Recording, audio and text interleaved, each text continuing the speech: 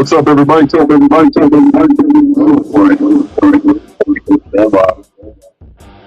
We're having some technical issues here, so me trying to figure out how to do something. Stand by. There we go. Okay. So for whatever reason, I need to restart my computer, but I didn't want to crash the stream, so tried to get the system up and running this morning. Went ahead and started it, and it decided to not want to respond. So bear with me here, guys.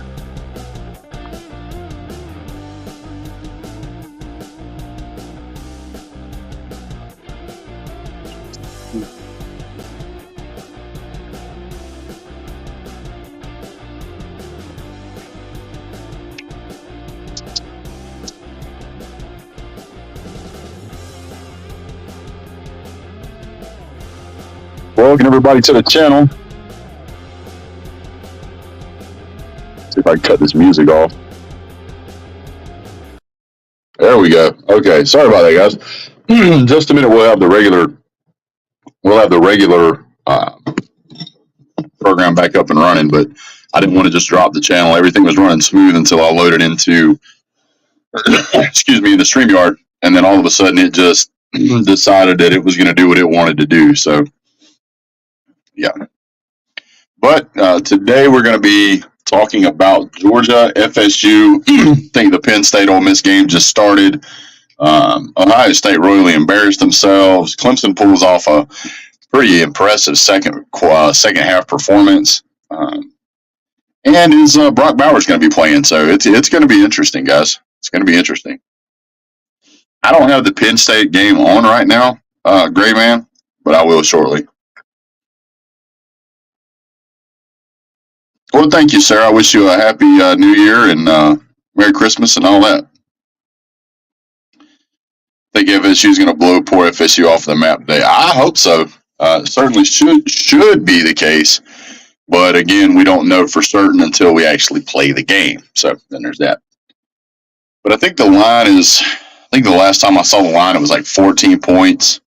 Can't remember what the over and under was, but I'm just, after having seen what FSU has got going on, it's difficult to put a whole lot of faith in FSU. If you got up this morning and you watched game day,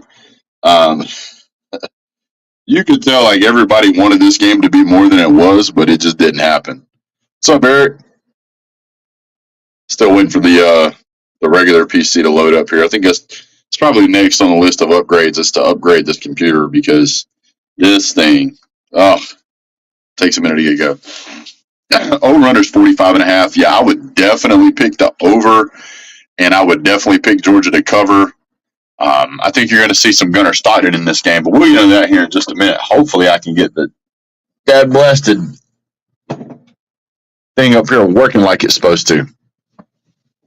The line is 21. Jesus. I was going to bet this game too. I should have bet it. I should have bet it earlier. Come on, let's wake up. Wake up, computer. I had the Gunner. Man, what a great opportunity for that young man. Gunnar Stockton is going to have the ability to come out and show, his skills, his skill set in a big game. So if he's able to get in the game, say third quarter, yeah. UGA up by 24.5. Maybe, Jay. I'm with you on that, but maybe. Georgia continues to do Georgia things, which is have turnovers way more than they should. The ball security has been a problem. I want to see the other tight ends play. Maybe we'll see Muschamp. Yeah, I wouldn't be surprised if he gets the entire second half. Maybe even before that. Ooh, that's a bold statement. Jay Sipes says, hit the thumbs up. Half of you over here. Good Lord. He's right. But, man, this thing's taking forever to come back online. I got to get a new computer. This thing's irritating me. Oh, so Georgia might struggle on offense. Yeah, they might. They might struggle, but it'll be our own fault for dropping the ball. Creps the Brave says hit the thumbs up twice. That's funny. That's funny. I wouldn't be surprised to see 60-0. Good Lord. Arian Smith get off the milk carton. Yeah, that'd be nice. That'd be nice. I did find an interesting fact. If you start looking at all the players that transferred, there was a player that transferred from Georgia to FSU. Bruh, what are you doing? What are you doing to yourself? There are reasons they recruited 4 running backs this cycle. Yeah, well, I mean, realistically, the way college football has been here in the past, I don't know, maybe 5-6 years, having an elite running back is just not going to carry your team. Some teams, if you're a very, very run heavy team and you can't pass well, they're just going to load the box on you and you're going to struggle. I mean, even if you have an elite running back, it's pretty. If the teams are evenly matched and you have an elite running back, that running back's not going to be more. He's not going to be enough to carry your whole team. And realistically, in college football now, you probably need, I'd probably say 350 to 400 yards of total offense to be considered an elite team. If you're not there, you're realistically rarely ever going to get there just running the ball. I mean, you may have a rare occurrence where, what was that guy's name? It was Davis from Kentucky. He had like a 400-yard game or something against somebody. That's just not going to be every game. It's just not. So I'm taking donations for money for a new computer because holy crap, guys. I really, really am. Ole Miss O-line Swiss cheese. I think Ole Miss is one of those teams that, once they didn't really get where they wanted to go, they kind of gave up on the season. And we'll talk some more about Ryan Day, aka Mr. Just for Me.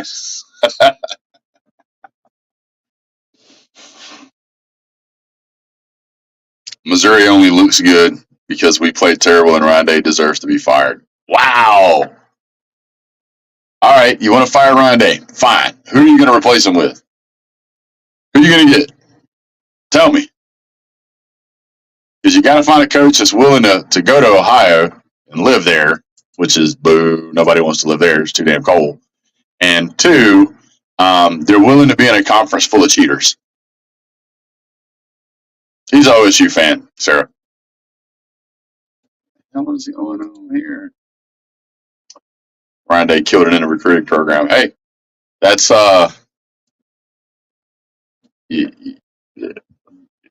if you have many more seasons where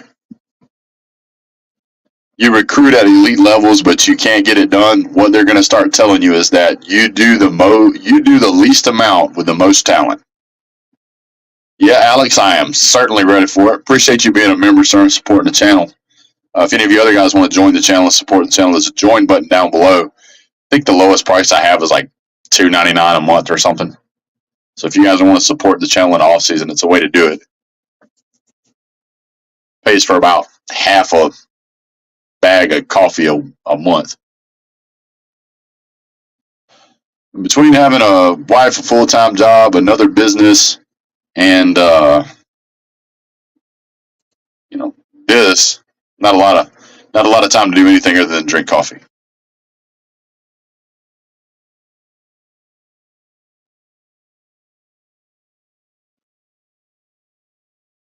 Keith says, honestly, it's hard to judge anything by these non-playoff bowl games. Excuse me. So many players opting out, and a lot of the ones playing do not really care. Yeah, that seems to be a mentality a lot of teams have taken. So, I mean, you could just looking at that OSU. I don't know, dude. I don't know if they cared and they were just terrible or what. Why is this thing so damn slow today? This thing is just horribly slow. I don't want to restore. No.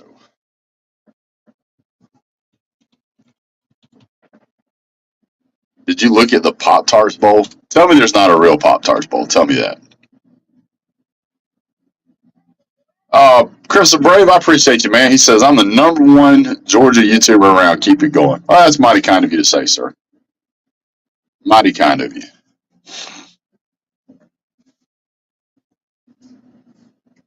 Well, buddy. I saw your BDB sports. Yeah, I'm doing a show, buddy. All right, let's see if we can get this thing up and running. What do you think? Okay. Shh. Hold on. Let's see. We're working on it. Hold on. Ready? All right, you got to put that down. It's messing it up. That green color messes up the green screen. So let's see if we can fix it here.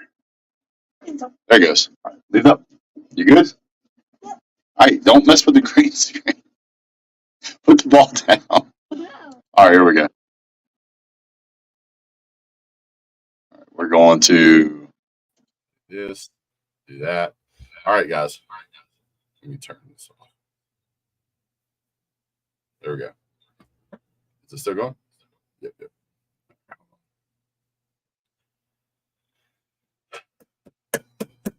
Oh.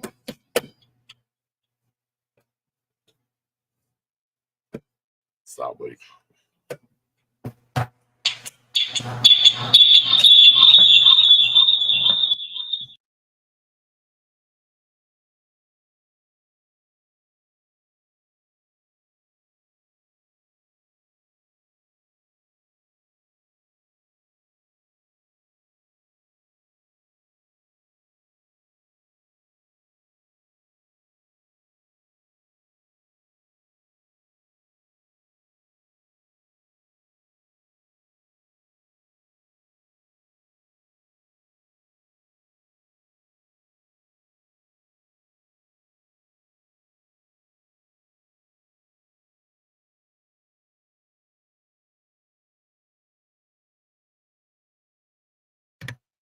Yeah, I know that I muted it because I got little people running around.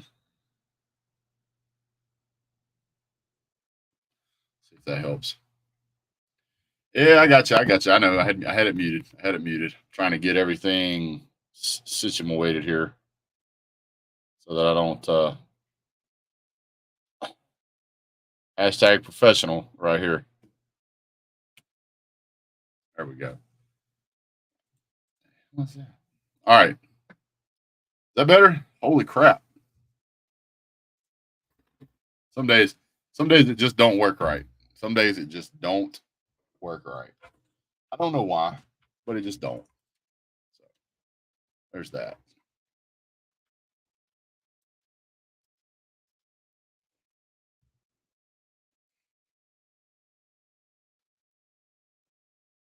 Okay. Now that we have that funness out of the way, let's do this. Copy here. All right, buddy. All right, well, be careful. All right. All right, guys. Well, welcome back to the channel, Big Dog Brett. We're only 22 minutes in, and we finally have everything up and working. So welcome back to the show. Good grief. Yeah, thank you, Cole.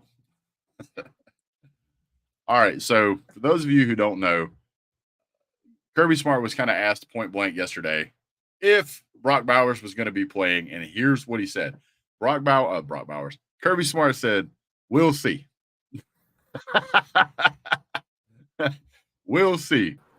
So Kirby Smart says, "We'll see if they're going to play." Welcome to the show, Keith. Hey, how's it going, man? How's it going? I had to turn volume down. I had the microphones all over the place, stuff going on. Blue green screen not working. At least I've got coffee in my coffee cup at this point. That's a success. So Yes, sir. So how was your Christmas, man? A good Christmas? Oh, yeah, it was good, man. How about you? Man, I got a pair of socks, dude. I'm good. There you go. Same thing. I got everything a man needs. Got my new shirt on here. Got me a new sweater. Didn't gain any weight. Yep. So I'm good. You can go a Christmas without gaining weight. I think you did really, really good. Let's see. wanted to get your opinion. Has that line really moved to 21 points? That's what it's at right now, according to ESPN. Jeez. I mean, I think that's a very modest line. I think Georgia probably covers that easily, unless we decide not to. I mean, yeah, this is. I think that's an accurate assessment of. The score is going to be whatever Kirby Smart wants it to be. yeah, I mean, unfortunately, it's like I was saying earlier. It's really. I mean, even as a huge football fan, it's kind of hard to get excited about some of these non-playoff bowl games because you just, it would be. I just put it this way: it would be great to have seen these two teams play at, at the level of what they've played all year. I know Florida State lost Travis Hunter, but they were on track to play in a playoff game with their backup quarterback. I mean, I know there's all that controversy there, but I mean, it would be nice to see that team go up against Georgia and see, let them play. But, because of this new era of college football, this game is not even going to be the same two teams playing each other at all. So it's not really going to be, it's not really going to be anything you can judge by watching this game. So Alex says, can ETN play? I'm not sure if he can play, but there's no way he will play. I don't think any team is going to let a guy that's already announced he's transferring actually playing the game. But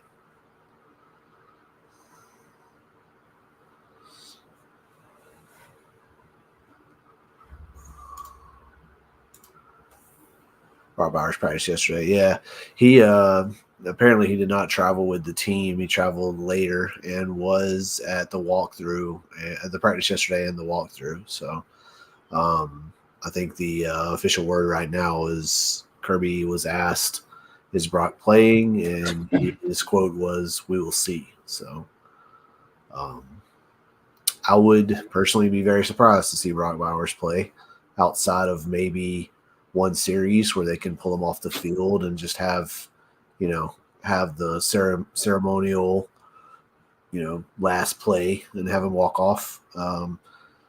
That's what I kind of expect from Brock Bowers.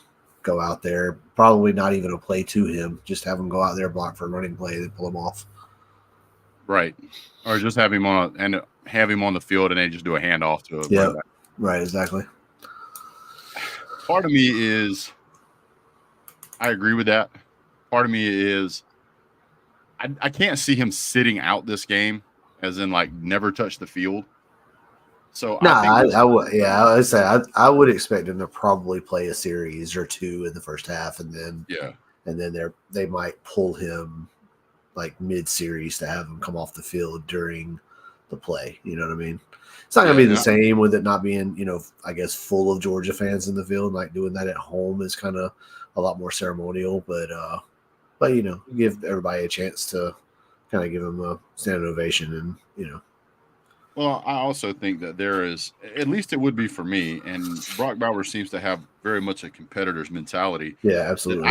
I couldn't have my last game that I played for UGA be a loss. Yeah, absolutely. Yeah, and I think that's one of the reasons he's there. I mean, we see guys of his ilk all across the country that aren't even playing in these games at all, aren't traveling, aren't dressing out, aren't traveling. They're staying home. So, I mean, kudos to him for even being there and dressing out. I mean, much less playing, So. Yeah, and I mean, if there is a ton of players that have opted out for FSU. So I'm going to run over those real quick. I think they're playing with their third string quarterback. Yep. Which that in and of itself is going to be a problem when you're playing against a top 5 opponent. Like if you told me tomorrow that we had to go play against a Michigan or a Texas, a Washington, even an Oregon, and had to play with Gunnar Stockton, I would be sorely concerned. Then you're going to play without all three of your running backs, your two best wide receivers, two tight ends, 4 offensive linemen, 5 defensive linemen, 2 linebackers, and 3 defensive backs. Holy crap. Where's your team? Are you going to have enough to even play the game? I mean, this is going to be bad. People, and for people who aren't, we'll just say, really tuned into what's going on here, you've got probably, I would say 95% of Georgia's starters are actually playing in this game. So Georgia's going to be close to full power. And I think a full power Georgia, even against a full power FSU, is still going to be a 14 or 15 point game pretty soundly. Now you're talking about a near full power Georgia versus a completely depleted FSU team who's not only all their players have checked out, what kind of mentality are the backup players going to have? Yeah. I saw this tweet earlier. This is pretty surprising. I haven't checked the math on this or the stats on this myself. I haven't double checked this, but I saw this tweet about a Florida State statistic going into this game. Florida State scored 57 total touchdowns this year. The guys that are on their depth chart for the Orange Bowl accounted for 8 of them. So they're missing, I guess, what is that, 49 touchdown production that's opting out of this game. So what you're saying is basically the offensive production that you see on the field now would account for 3/4 of a touchdown every game. Yeah, it's pretty shocking. So would it be, when you hear stuff like that, would it shock you at this point to predict a blowout with a 0 on the board for FSU? I mean, you very easily could see a shutout, but I mean, I think the thing you're going to see from Georgia is going to play a lot of guys on defense, particularly, but a lot of guys. They're going to play a lot of guys across the board. I mean, Georgia has kind of turned, ever since that Texas loss in the bowl game. I think Georgia has realized the need to play these bowl games to win them, but also as an opportunity to get some guys some playing time. And it's a very good catapult into the offseason especially for a lot of these guys that are trying to get playing time or trying to secure a starting spot. So, I mean, it's a great opportunity for some of Florida State's guys too. I mean, if you want to look at the silver lining for Florida State, I mean, you got some of these guys who's they've played in practice or whatever, but just as well as I do, whenever some guys, when they get out there and they get into competition, they turn into a different animal. So I mean, Florida State may be able to discover a couple of those guys. I mean, so there's a silver lining there for them. There's got a lot of guys who's going to be able to go out there and play and show what they can do. So, 100%. One of the other things that I've been thinking about is this shows the stark contrast between the coaching philosophy being relayed to the players against a truly elite team and a team that's trying to become elite. And going back to that Texas game where Georgia lost, you hit the nail on the head whenever you said that, you really haven't seen that problem in the future, from that point forward to the future now, where you got 15, 20 players opting out of the game. And it's no, you need to be in this game and you need to play. If you're going to the NFL, okay, fine, but you still need to be there for your other teammates. That's not what you're seeing out of FSU. What you're seeing out of FSU is, for lack of a better way to say it, is all hands abandoned ship. I mean, it's just everybody's bailing. Yeah. I mean, you got 15, 20 something people in the transfer, which Georgia has the same thing, but most of those guys weren't starters for Georgia. They had a lot of starters from FSU that transferred. So one way you can kind of look at this is, I mean, even going into the past couple seasons, I mean, when Florida State hired Norvell, he had to kind of right the ship from Willie Taggart. And one of the things that he did to right the ship is he went all in on the transfer portal. So a lot of the guys that you're seeing on this team are not guys particularly that I don't know what the ratio is, but you have a lot of guys on this team that were not necessarily Florida State commits. They're guys that came from other schools. They transferred over. So I mean, it's not surprising to see them and see the difference in mentality between the two schools. When you look at Georgia, they're full of a lot of players that they recruited, and Georgia uses a lot of their NIL money to as retention to kind of keep players coming back. I mean, you look at what happened with Carson Beck. He's coming back for his senior year. I mean, I know he's kind of denied that NIL had anything to do with it, but I mean, you'd be stupid to think it didn't. So, Georgia's able to recruit out of high school at a higher level than most of these other guys do without having to spend NIL money. You look at the Cajun Bolden situation. I mean, he straight up admitted that Florida State and Auburn were going to give him more money than what Georgia did, but he chose to come to Georgia for development. Now, is that true or not? We have no idea because there's no oversight on NIL money. The public never gets told how much these guys get paid or anything. Well, there's also no reason for him to lie either. Yeah, exactly. Unless he's just wanting to throw shade. But there's no reason for that. But yeah, I mean, you look at how Florida State has constructed their team through the transfer portal. There's nothing wrong with that. But it does mean that you got a lot of guys that weren't committed to this team out of high school, haven't really committed at all to a team. They've transferred there, and Norvell did a great job, hitting the transfer portal, picking up the pieces he needed and making a team that competed. But not surprising to see them not stick around because, I mean, that's the nature of how they constructed that team. So live by the sword, die by the sword. Yeah, absolutely. Yeah. Well, here's something else I want to address. Johnny brought up something here. He goes, this is a no win for Georgia. FSU will say they are depleted and quitters. Well, let me explain something to you. This is just my opinion. You can jump in anytime. I don't care whether your team shows up or your team don't show up or you got injuries or whatever you got. You got just as many scholarships as Georgia is playing. That is your team, win, lose, or draw. If you were cheering for your team when they were playing somebody else who was depleted and falling apart, and hey, we're undefeated because we played North Chattanooga East Side High. Nobody cares. I'm going to rag on you just like I would if you were Alabama or you were Ohio State or Michigan. I don't care. If your team chooses not to show up, I'm going to rag on you even more. Because not only did you not have the physical ability, you didn't have the mentality either. And to me, I have seen teams that have a great mentality, but a lack of talent make it all the way to the national championship game. Shout out TCU. Georgia absolutely lambasted TCU because they were completely out-talented and out-coached. But in every single game up until the national championship game, TCU beat everybody they played. And it was not because of their physical prowess or coaching prowess, which they had a little bit, but it was because of their mentality. They wanted to play. They wanted to win.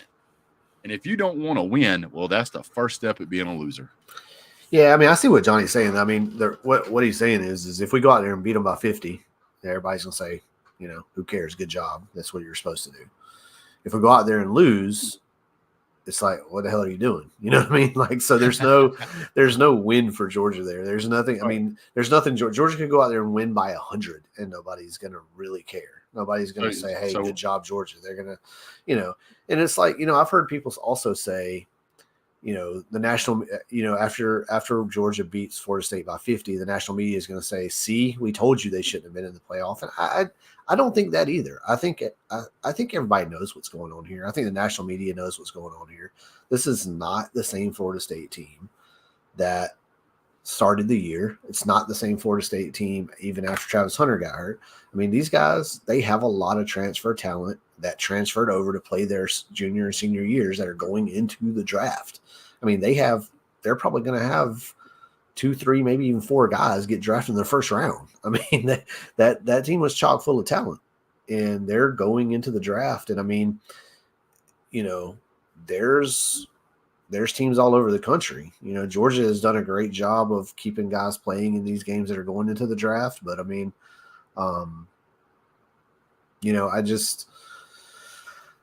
it stinks. It stinks for Florida State as far as or I guess it stinks for the fans as far as seeing a competitive game, because I don't think you're going to get a competitive game. But yeah, I mean, Florida State's going to get a chance to see some of their younger guys play. But I mean, they constructed a team out of the transfer portal with guys that were ready to go to the NFL after this year, and that's what's happening. So I agree with all of that, but I also think that boo-hoo.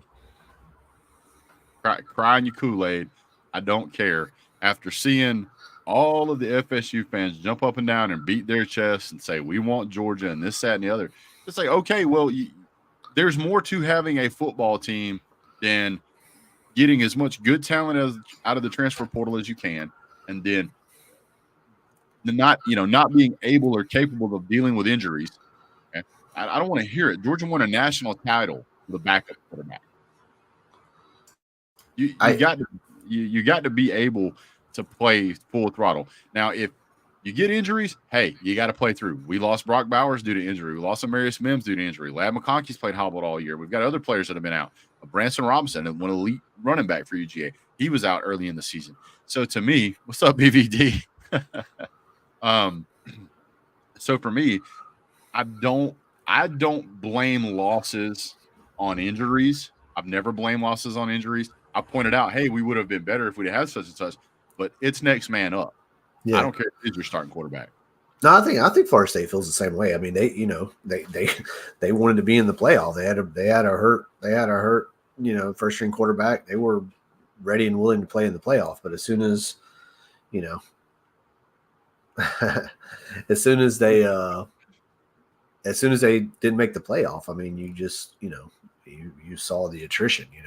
So I mean, I can't put it this way. I can't wait for next year. You got a 12-team playoff, right? If you have a 12-team playoff, let's say you're, the what is it? The conference champions are getting first round buys, right? So right. You're going to have 8 teams that are not conference champions that are going to be going into a playoff game. So let's say you're that, let's just say there's 12 seeds, right? Right. What if you are the 9 through 12 seed teams? These are the teams that you're looking at, like the Ole Misses, the Penn States of the world. Mm-hmm. Like these guys. Florida State would be, 4, 5, or 6 in this system. So isn't that going to stop, or at least slow down this transfer, this opt out, all the stuff we're seeing right now?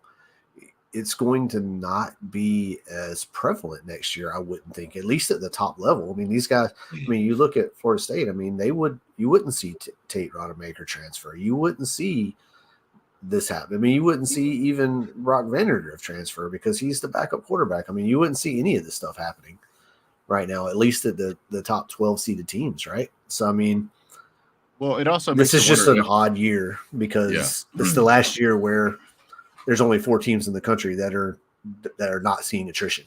Well, yeah. And so just for those, a quick rundown for everybody who's not currently looking at the list like I am.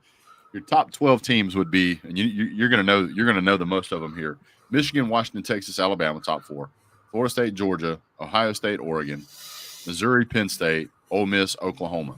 Now, let me point something else out to you guys. That's a hell of a list. Well, let's point out the teams next year that will be SEC teams. You'll have Texas, Alabama, Georgia, Missouri, Ole Miss, Oklahoma. That would make up half of the field. And honorable mention to LSU, who's sitting at the number 13 spot.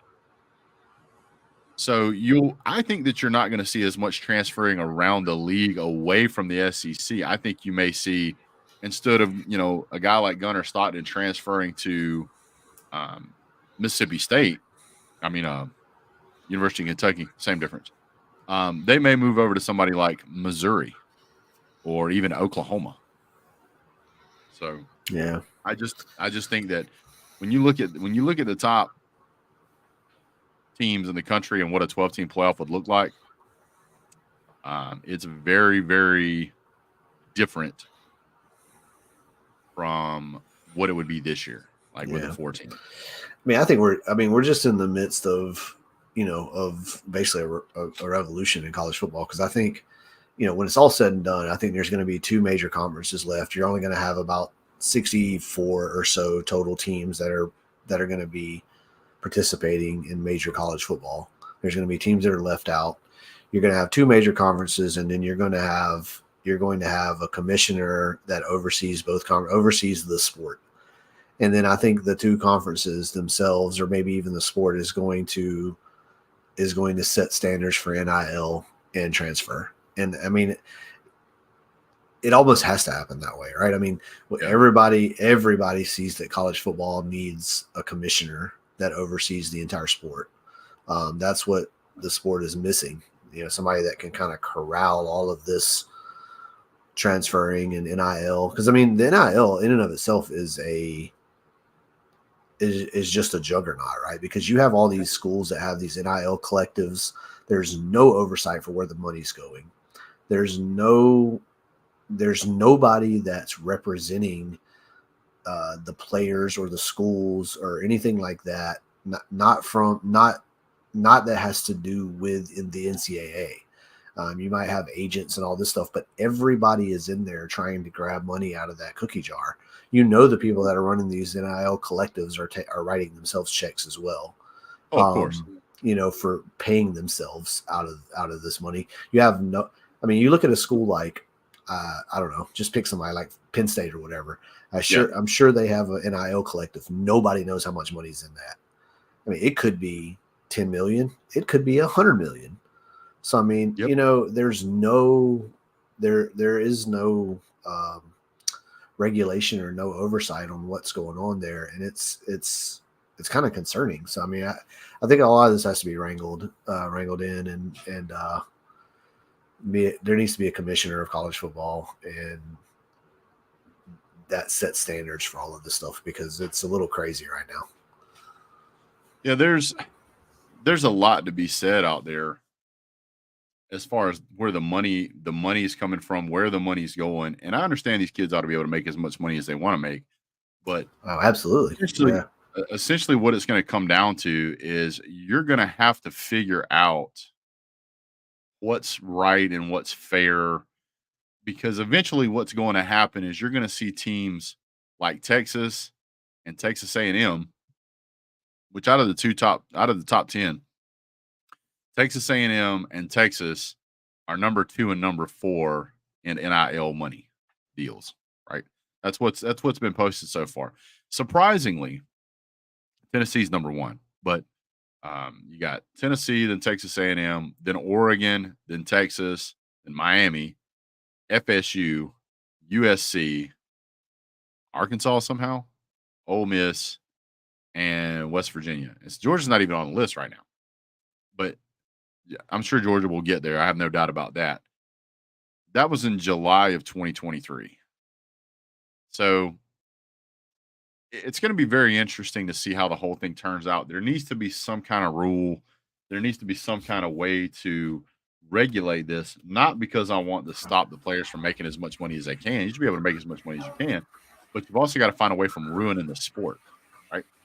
So that's why they had to come up with a pay cap in pro ball. What's up, Celine? Was because there were going to be teams that just had enough money they could just outbuy you. They just buy everybody, and then they've got all of the elite teams, and you're stuck. Yeah, look at what's happening in baseball right now with the Dodgers. I mean, there's some obvious rules that if there was anybody overseeing college football right now would absolutely make, right? I mean, why is it that a freshman can make NIL money when one of the first rules of the NIL law was, or not law, but one of the original things when NIL was come up with,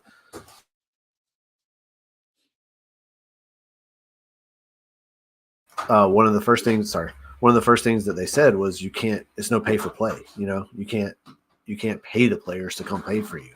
Well, that's what 90% of NIL money is being used for right now. Yeah. So I mean, an easy change is to make it where a true freshman, is not eligible for NIL money. I mean, that's an obvious change. I mean, of course they're going to defer the money and just say, "Hey, we'll give it to you after your sophomore year." But guess what? That stops a freshman from transferring after his freshman year. I mean, you look at Georgia's got a handful of guys that are transferring after their freshman year right now. So I mean, there's obvious stuff that would be changed if there was anybody that was in charge, but there's not. You know, well, right now it's kind of the wild, wild west, and I think that maybe they've kind of let it go that way just so people will understand when they put rules in place why they're there. Yeah, it's almost like the NCAA is like, oh, you guys wanted to just like let players be paid. We tried to tell you it was a bad idea. Here you go. Yep. You know. And I mean, sometimes you got to let your kids smack themselves in the face a few times before you go, "Hey, dummy, don't do that." And I think hopefully that's what's happening. I think each conference needs to get together, whether it's the Big 10, Big 12, Pac-12, ACC, SEC. They all need to sit down together and they need to have a conversation and say, "Hey, look, this is bad for the whole damn sport. We've got to fix this. We've got to limit this somehow."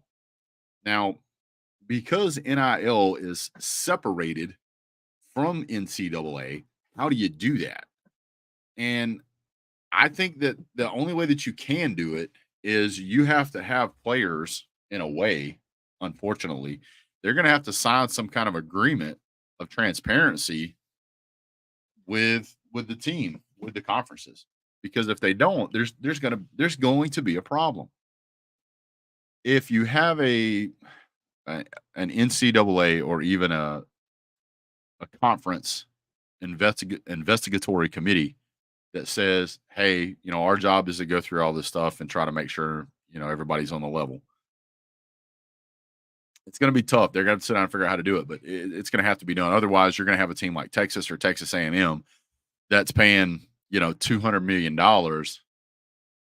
There's no way that you've got some high school kid. He's not going to go there. I mean, especially if he grew up and he's not making a bunch of money, his family doesn't come from money, he comes from humble beginnings. And the next thing you know, somebody's throwing $5 million in his lap. I don't care how much I hate Auburn.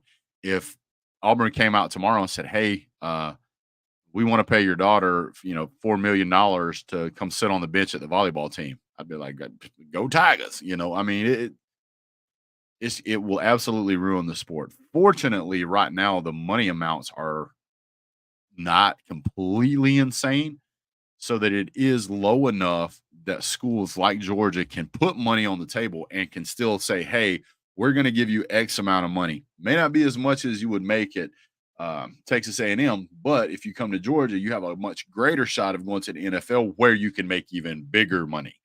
The moment that the NCAA gets to the point where that money is matching or rivaling what you would make in the NFL, all bets are off the table. Yeah, I mean, I heard. I think it was a 1990 game up here in Atlanta.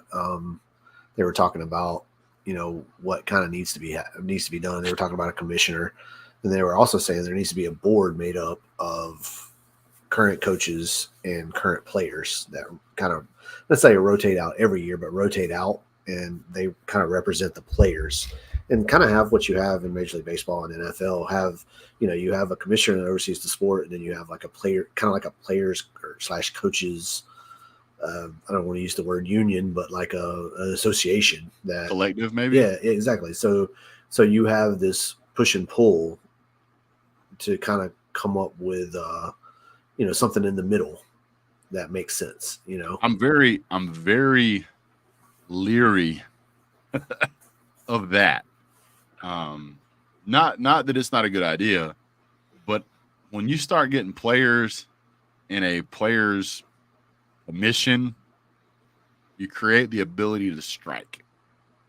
And the last thing I want is for those players to have enough pull collectively that at some point they decide, well, it's more about money than it is about playing.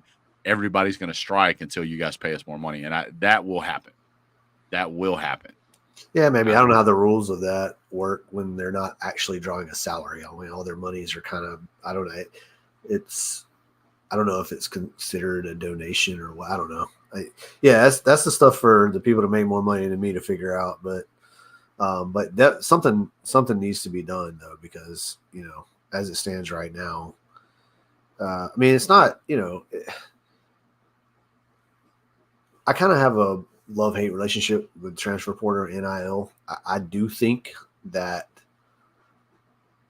it is one of the reasons why this year you have it's hard to determine who the top 4 teams are in the country.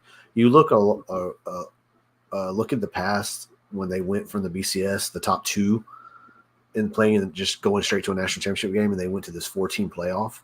Yep. It's hard to pick out a year where they didn't get it right. You know what I mean? Like they pretty much got the top 4 teams every year for the most part.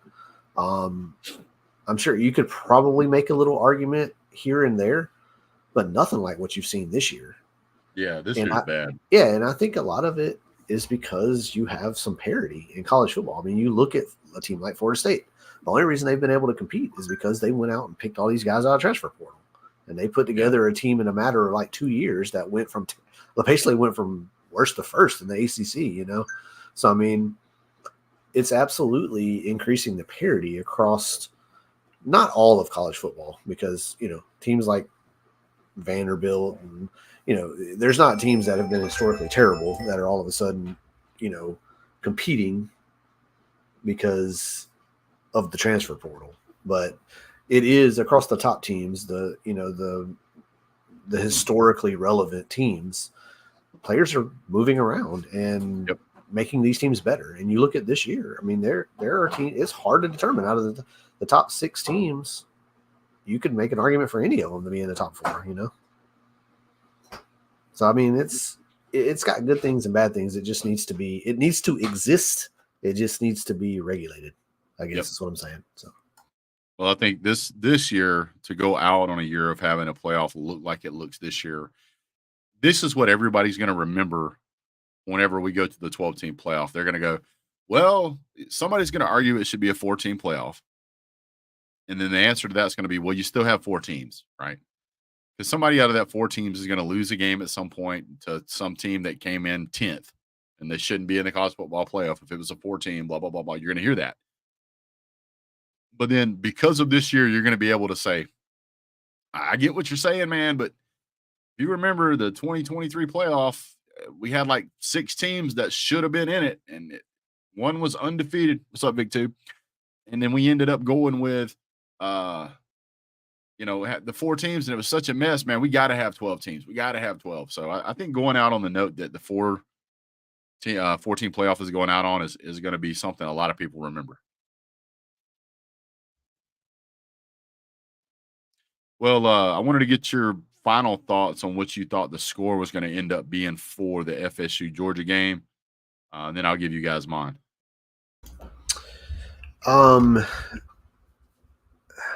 I hate making calls on games like this because I have absolutely no idea who's going to be playing in the game at any given point. But I want to say 45-10. Golly, you are so close to what I'm picking. I mean, I hate it's so hard to put a prediction on a game where you think there's going to be a blowout because it could literally, like, once it gets blown out, who's Georgia going to play? I mean, are we going to keep the foot on the pedal? I don't think this is going to be a TCU thing. I don't think Georgia's going to go out there and be like and feel like they have to prove something. I think they're going to try to get work in. I just think that work's going to be good enough to beat this Florida State team by 30 points. I do. So I'm going 45-10. I think that's fair. I'm picking pretty close to that. I'm picking 45-7. That's what I was going to pick. Gotcha. And the reason I say that is because I know the caliber of talent that is in Georgia's second string, and I know how hungry they are. You're looking at Lawson Lucky, Oscar Delt. Those are all second string guys. Lucky Sperling, all second string guys. You're going to see the starters get out there. The starters are going to play really well in the first half, and then most of those guys are going to come out in the second half. Then you're going to see Gunnar Stockton in there. There's going to be some handoffs and some passes. I think at that point, FSU is going to be so absolutely worn out, worn down, and tired, they're not going to be able to stop anybody. I mean, if you think about one of the biggest things that you need in college football is depth. You need depth. You need very little drop off between your first and second string. Well, FSU's already starting with their second string, and they're going to be down to their third string, just swapping out players. So I don't really see a way that they're going to stop Georgia's second string. I just I think this game has the potential to turn really. I mean, not the potential. I think it's going to. I think it's going to turn ugly, and I think if it doesn't, this kind of goes back to the guy earlier that said it's kind of a no win for Georgia, because Georgia's in a situation where if they don't blow them out, then everybody's going to say, "What's wrong with Georgia?" You know what I mean? So it's tough. It's tough. It's good for Florida State. Hopefully they get in there, get through the game with no injuries. They get a lot of work for their younger guys. And hopefully Georgia gets through the game with no injuries. Hopefully we get to see Brock Bowers and Ladd play. And hopefully Carson plays a good amount. And also we get to see Gunnar. I'd like to see Gunnar play an entire half. I'd like to see Gunnar throw the ball and run the ball, like do something more than just handing the ball off. Because he's going to be, I think he's going to have his hands full with Puglisi. So we'll see. But I got to run, man. I appreciate you having me on, bud. Oh, man, thanks for being on. Yeah, I'm going to hop out of here. See you guys in the chat later, and go Dogs. Yeah, go Dogs. Later, bro. Well, guys, we appreciate Keith being on the show. It always helps. He has great commentary, great points of view. Really appreciate him for joining the show. Where is BDB? Where I'm right here, yo.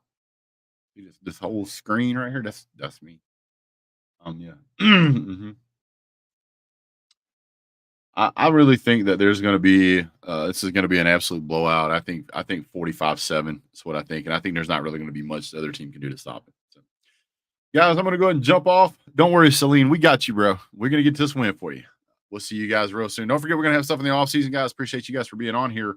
Going to go watch more football, hang out with the family today. Don't forget to call your family, tell them you love them, you miss them. Holiday season stuff on somebody. If somebody you hadn't talked to in a while, reach out to them. If you got a friend who's struggling right now because of the holidays, please reach out to them, give them a call. If you haven't heard from somebody you normally hear from or see on social media, reach out to them.